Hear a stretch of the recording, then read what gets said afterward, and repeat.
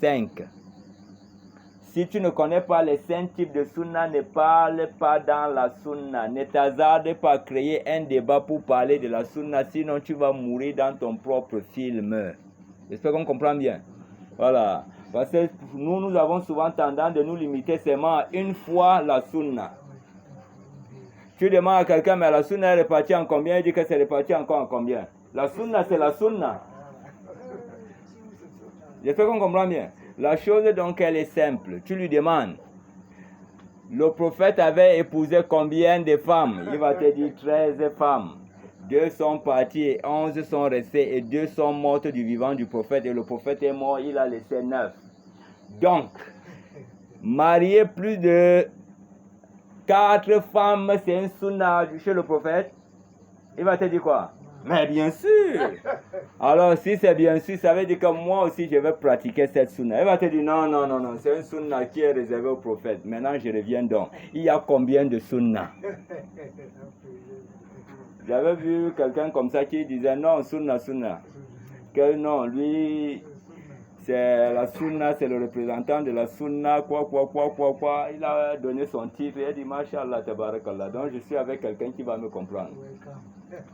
Elle dit, bon, il y a combien de types de sunna? Il dit, non, la sunna, c'est la sunna. Maintenant, je dis, le prophète avait eu combien de femmes? Il dit, non, le prophète avait eu 13 femmes. Bon, il est mort, il a laissé 11 femmes. Très bien. Bon, maintenant, est-ce que moi, je peux pratiquer cette sunna? Il dit, non, c'est une sunna réservée au prophète. Je reviens donc, il a combien de sunna? Ah ouais, si c'est dans ce contexte-là, il a 2 sunnas. Il y a 2 types de sunnas. Ça commence à venir. Il y a 2 types de sunnas. Le prophète sallallahu alayhi wa sallam a dit quoi? C'est pas toute ma sunna que vous pouvez faire, ce qui est à la limite de votre capacité. Il y a combien de sunnas? Il dit, mais ça peut entrer dans... Ne faites pas entrer ça. Il a dit, c'est pas toute ma sunna que vous pouvez. Faites ce qui est à votre capacité. Maintenant, si tu as fait la sunna qui n'est pas à ta capacité, ça entre dans quel type de sunna? Il dit, même si vous voulez me montrer quelque chose, dites-moi seulement. J'espère qu'on comprend bien. Voilà. Donc, tant que tu ne connais pas ces 5 types de sunna, tu ne peux pas parler de la sunna. Nous disons donc, il y a 5 types de sunna. Il y a la sunna qui est wajiba. Il y a la sunna qui est mustahabba.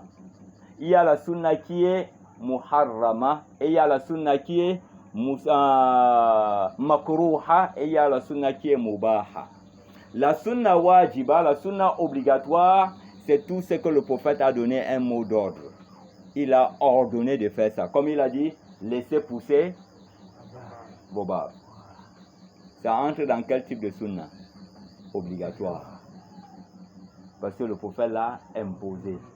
Et celui qui la rase a désobéi au prophète sallallahu alayhi wa sallam. Il mérite quoi? Un châtiment. Je ne sais pas si on comprend bien. Il mérite un châtiment pour avoir désobéi à un ordre dicté par le prophète sallallahu alayhi wa sallam. Car Allah dit quoi? فَلْيَحْذَرَ الَّذِينَ يُخَالِفُونَ عَنْ أَمْرِهِ أَمْ تُصِيبَهُمْ فِتْنَةٌ أَوْ يُصِيبَهُمْ عَذَابٌ أَلِيمٌ. Que ceux qui s'opposent à son ordre font attention. Qu'une tentation ne les atteigne ici-bas ou ne les atteigne un châtiment douloureux yawm al-qiyamah. Et le prophète dit donc, Laoula an ashukka ala ummati la amartahum bistiwak ma'a kulli khudu'in. Si je ne craignais pas imposer une lourde responsabilité à ma communauté, je leur ai ordonné l'utilisation du siwak à chaque ablution. Maintenant, pourquoi est-ce que le prophète a eu peur d'ordonner l'utilisation du siwak? Tu vois quelque chose? Voilà, parce que s'il ordonne, ça devient obligatoire. Et si tu n'as pas brossé les dents pendant que tu fais les ablutions, tu vois, il t'est exposé à un châtiment. Donc maintenant, lorsqu'il ordonne quelque chose, ça devient comment? Obligatoire. Mais comme il a aimé se brosser les dents à chaque ablution. Mais il a eu peur pour nous il a eu peur d'ordonner ça à nous, de peur que cela nous dépasse et il nous expose à un châtiment. Bon, le fait qu'il n'a pas ordonné l'utilisation du siwak, maintenant l'utilisation du siwak entre dans quel type de sunna? Elle est préférentielle. Je ne sais pas si on comprend bien. Puisqu'on ne va pas développer les différents types sunna préférentiels, nous avons ce qui est préférentiel ici. C'est ça même qui a changé ça. Je ne sais pas si on comprend bien. Bon, il y a maintenant la troisième qui est la sunna muharrama, la sunna qui est interdite. Comme par exemple, épouser plus de 4 femmes. Pour toi, tu dois épouser combien? Fankihu ma taba lakum minan nisa. Si tu as un, masna. Si tu as 2, wasulasa. Si tu as 3, waruba. 4 femmes. Ou bien? Mais Allah ne t'a pas imposé, hein? Voilà. Parce que des fois, les gens s'entendent et disent que non, c'est l'islam qui m'a demandé d'épouser 4 femmes. L'islam t'a demandé où? Donne-moi un verset.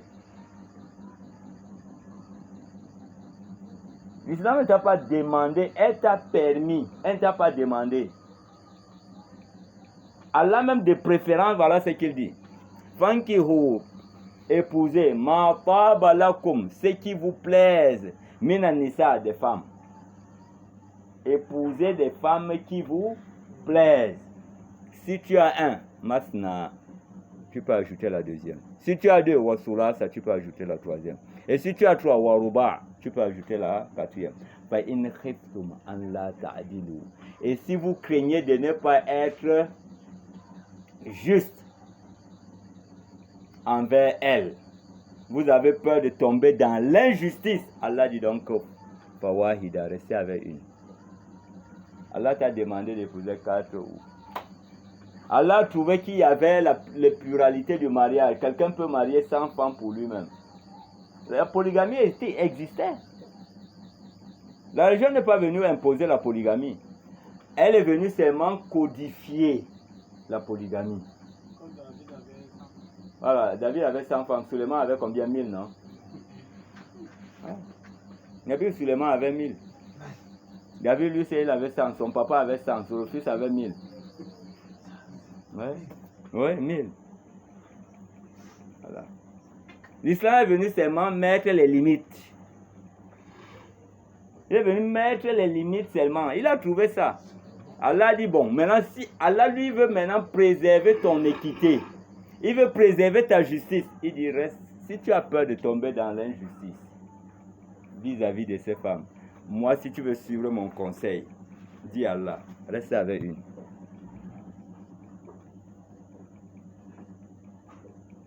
Hein, mais l'islam a autorisé d'avoir plus de 2, plus de 3, et ça te limite à combien? À 4. Mais l'islam te dit, si tu as peur d'être exposé par ces femmes-là dans l'injustice, alors reste avec une. Voilà la limite qui est donnée. Mais le prophète a épousé plus. Mais nous, il ne nous est pas autorisé de le faire. Le prophète peut épouser même 1000 s'il veut. 1000, hein? 2000 même s'il veut. Mais nous, on nous a limité à combien? Pour nous montrer quoi? Que le prophète sallallahu alayhi wa sallam a sa sunna propre à lui-même, qui ne nous concerne pas. Et voilà pourquoi il dit quoi? C'est pas toute ma sunna que vous pouvez. Faites ce qui est à votre capacité. Voilà. Et si tu fais une sunna qui va... D'abord, les sahaba sont venus trouver le prophète sallallahu alayhi wa sallam. Ils sont d'abord allés interroger ses épouses. Comment est-ce que le prophète vivait chez lui? On les a informés, tout ce qu'ils devraient savoir.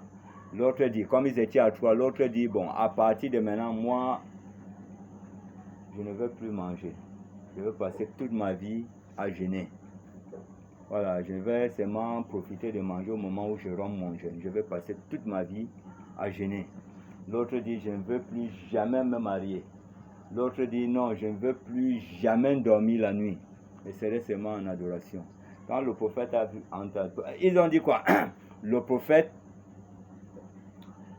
bon, bref, quand le prophète sallallahu alayhi wa sallam a entendu cela d'eux. Qu'est-ce qu'il a dit?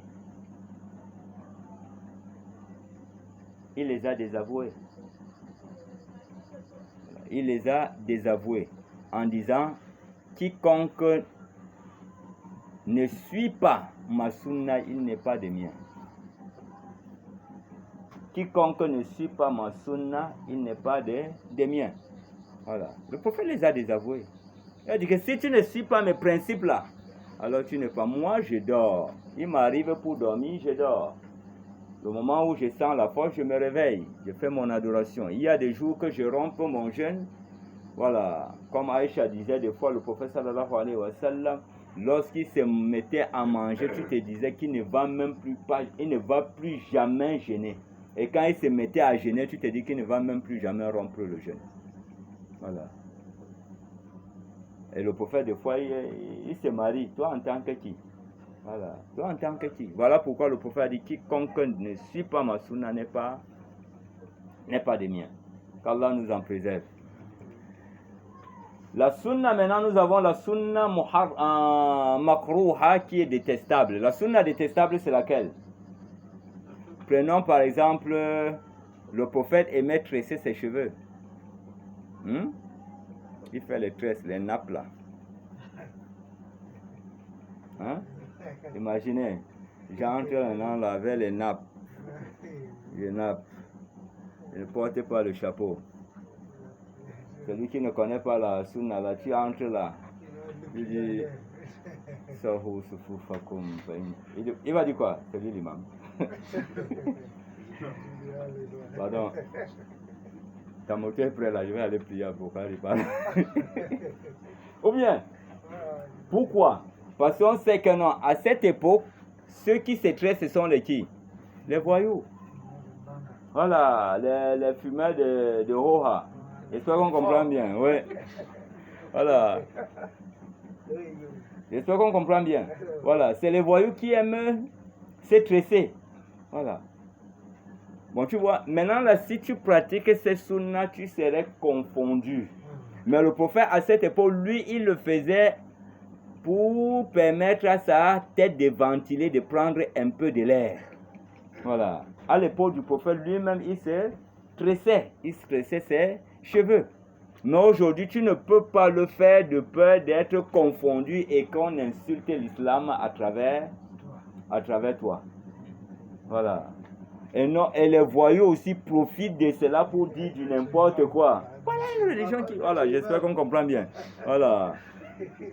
Voilà. Et à la fin, tu risquerais d'être entouré maintenant de... Voilà, j'espère qu'on comprend bien.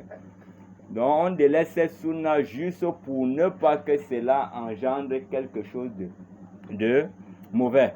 Voilà pourquoi elle est détestable. Détestable pourquoi? Parce que si tu l'as fait, tu n'as pas commis un péché. Mais de préférence, c'est de ne pas faire de peur de déranger en islam. J'espère qu'on comprend bien. Voilà, de peur de déranger et de mettre le soupçon sur ta personne, sur la tête des ignorants. Voilà. Et il y a la sunna qui est permise. La sunna qui est permise, c'est comme par exemple le fait de porter le pagne. Le prophète n'a jamais porté le pantalon. Jamais. Il n'a jamais porté les deux pieds là. Lui, il est toujours en pagne. Il est toujours en pagne. Donc, si tu portes le pagne, tu ne ressembles pas à la femme. Voilà. Mais tu as fait une sunna qui est permise à l'époque du prophète sallallahu alayhi wa sallam. J'espère qu'on comprend bien. Voilà, c'est une sunna qui est permise. Comme par exemple la prière de Tarawih et de Tahajjud à la mosquée, c'est une sunna qui est comment? Permise. Mais prier Tarawih, Tahajjud à la maison, c'est une sunna qui est comment? Préférable. Voilà. Et dans cette sunna, elle est répartie également sunnatul fi'liya, qawliya, takririya. La sunna qui est qawliya, donc qui est constituée par les dits du prophète, les ordres et autres. Il y a la sunna qui est par les actes du prophète sallallahu alayhi wa sallam. La sunna qui constitue les actes du prophète sallallahu alayhi wa sallam. Et il y a une autre sunna qui sont les approbations du prophète sallallahu alayhi wa sallam. Et ces sunnas sont réparties maintenant en deux. Il y a la sunna du prophète et la sunna des califes bien guidés. Voilà, la sunna du prophète et la sunna des califes bien guidés. Bon, bref, on n'est pas là-dedans. C'était juste une